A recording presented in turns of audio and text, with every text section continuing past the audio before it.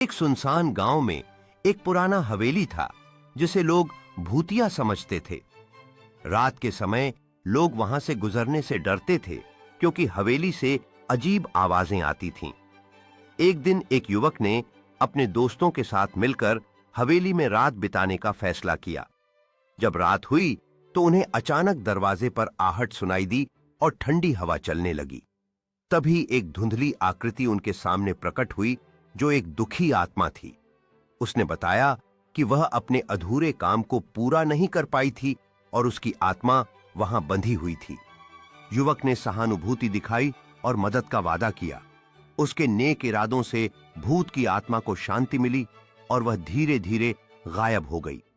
उस रात के बाद हवेली में शांति छा गई और गांव वाले फिर से वहां जाना शुरू कर दिए। गांव के लोग हवेली की ओर धीरे धीरे बढ़ने लगे, लेकिन अब डर के बजाय उनके चेहरे पर मुस्कान थी। एक बूढ़ा गांव वाला जो जन्म से इस हवेली की कहानियों को सुनाता आया था, आग के पास बैठकर बच्चों को बताने लगा कि कैसे एक युवक ने आत्मा की मदद की।